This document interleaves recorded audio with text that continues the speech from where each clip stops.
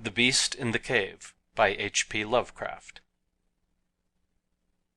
The horrible conclusion which had been gradually intruding itself upon my confused and reluctant mind was now an awful certainty.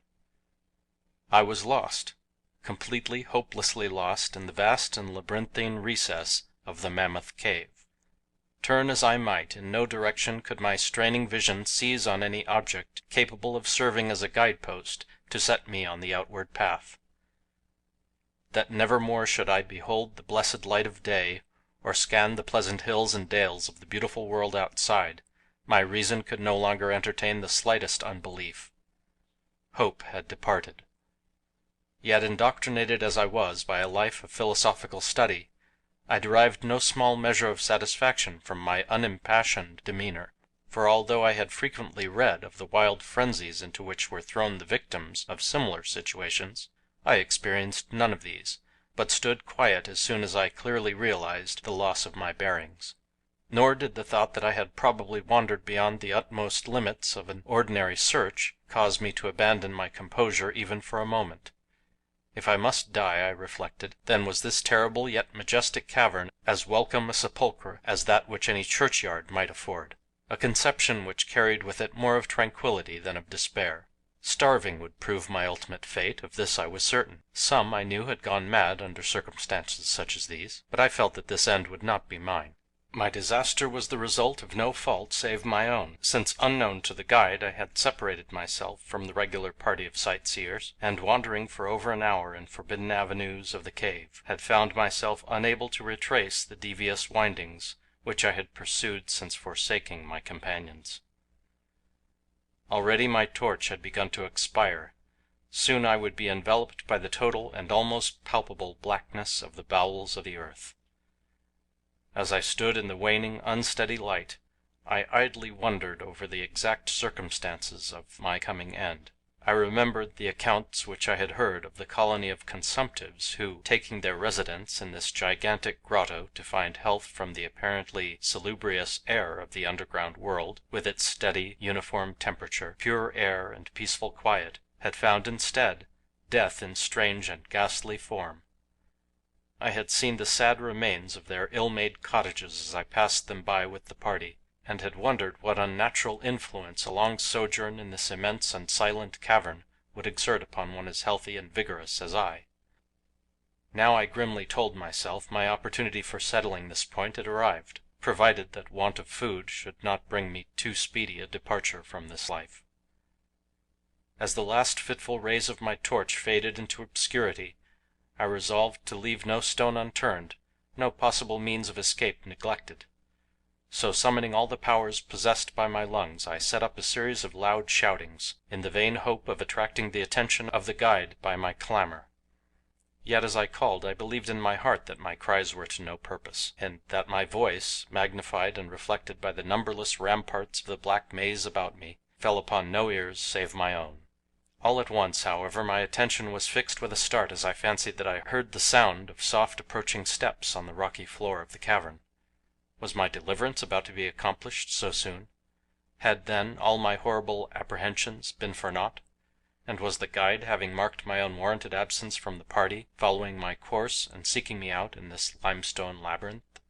Whilst these joyful queries arose in my brain, I was on the point of renewing my cries, in order that my discovery might come the sooner, when in an instant my delight was turned to horror as I listened. For my ever-acute ear, now sharpened in even greater degree by the complete silence of the cave, bore to my benumbed understanding the unexpected and dreadful knowledge that these footfalls were not like those of any mortal man.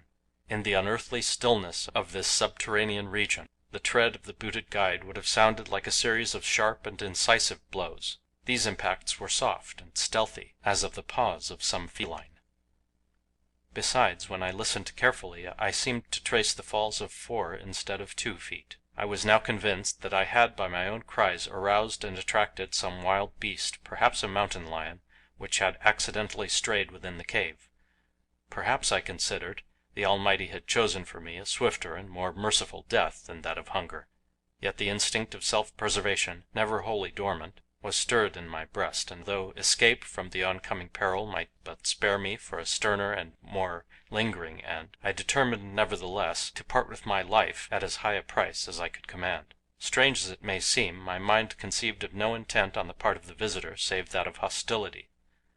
Accordingly I became very quiet, in the hope that the unknown beast would, in the absence of a guiding sound, lose its direction as had I, and thus pass me by. But this hope was not destined for realization, for the strange footfalls steadily advanced, the animal evidently having obtained my scent, which in an atmosphere so absolutely free from all distracting influences as is that of the cave, could doubtless be followed at great distance. Seeing, therefore, that I must be armed for defense against an uncanny and unseen attack in the dark, I grouped about me the largest of the fragments of rock which were strewn upon all parts of the floor of the cavern in the vicinity, and grasping one in each hand for immediate use, awaited with resignation the inevitable result. Meanwhile the hideous pattering of the paws drew near. Certainly the conduct of the creature was exceedingly strange. Most of the time the tread seemed to be that of a quadruped, walking with a singular lack of unison betwixt hind and fore feet. Yet at brief and infrequent intervals I fancied that but 2 feet were engaged in the process of locomotion. I wondered what species of animal was to confront me. It must, I thought, be some unfortunate beast who had paid for its curiosity to investigate one of the entrances of the fearful grotto, with a lifelong confinement in its interminable recesses. It doubtless obtained as food the eyeless fish, bats and rats of the cave, as well as some of the ordinary fish that are wafted in at every freshet of Green River, which communicates in some occult manner with the waters of the cave. I occupied my terrible vigil with grotesque conjectures of what alteration cave life might have wrought in the physical structure of the beast, remembering the awful appearances ascribed by local tradition to the consumptives who had died after long residence in the cave. Then I remembered with a start that, even should I succeed in felling my antagonist, I should never behold its form, as my torch had long since been extinct, and I was entirely unprovided with matches. The tension on my brain now became frightful. My disordered fancy conjured up hideous and fearsome shapes from the sinister darkness that surrounded me, and that actually seemed to press upon my body. Nearer, nearer the dreadful footfalls approached. It seemed that I must give vent to a piercing scream, yet had I been sufficiently irresolute to attempt such a thing my voice could scarce have responded. I was petrified, rooted to the spot. I doubted if my right arm would allow me to hurl its missile at the oncoming thing when the crucial moment should arrive. Now the steady pat-pat of the steps was close at hand, now very close. I could hear the labored breathing of the animal, and terror-struck as I was, I realized that it must have come from a considerable distance, and was correspondingly fatigued. Suddenly the spell broke. My right hand, guided by my ever trustworthy sense of hearing, threw with full force the sharp-angled bit of limestone which it contained, toward that point in the darkness from which emanated the breathing and pattering, and, wonderful to relate, it nearly reached its goal, for I heard the thing jump, landing at a distance away, where it seemed to pause. Having readjusted my aim, I discharged my second missile, this time most effectively, for with a flood of joy I listened as the creature fell in what sounded like a complete collapse, and evidently remained prone and unmoving.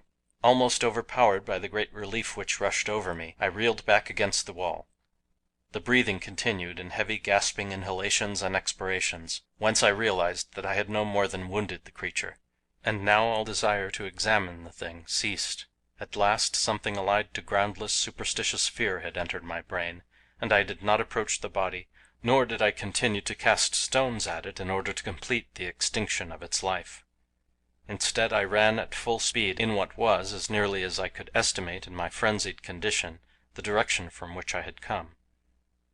Suddenly I heard a sound, or rather a regular succession of sounds. In another instant they had resolved themselves into a series of sharp metallic clicks. This time there was no doubt.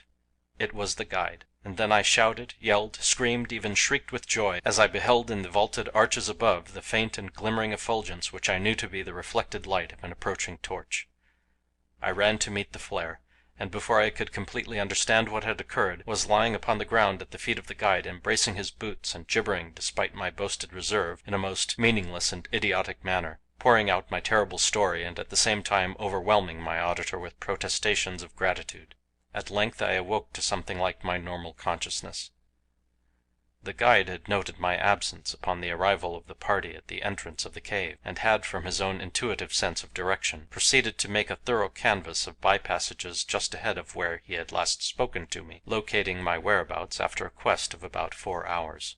By the time he had related this to me, I, emboldened by his torch and his company, began to reflect upon the strange beast which I had wounded but a short distance back in the darkness, and suggested that we ascertain by the flashlight's aid what manner of creature was my victim. Accordingly I retraced my steps, this time with a courage born of companionship, to the scene of my terrible experience.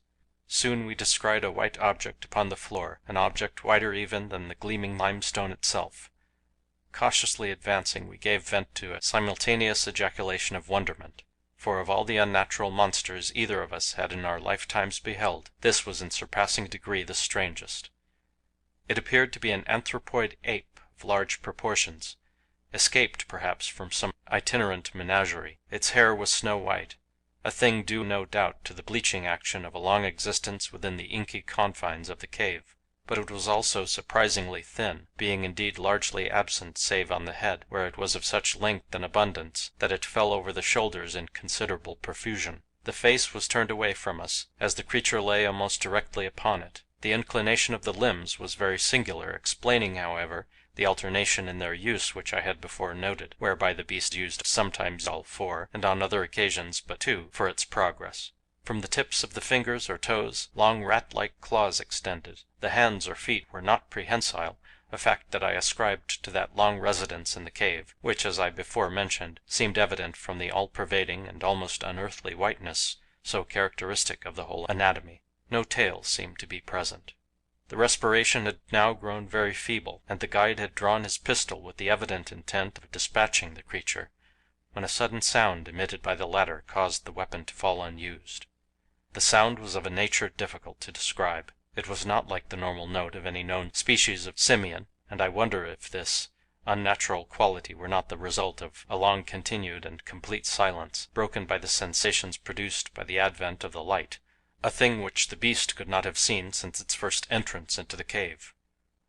The sound, which I might feebly attempt to classify as a kind of deep-toned chattering, was faintly continued. All at once a fleeting spasm of energy seemed to pass through the frame of the beast. The paws went through a convulsive motion, and the limbs contracted. With a jerk the white body rolled over so that its face was turned in our direction. For a moment I was so struck with horror at the eyes thus revealed that I noted nothing else.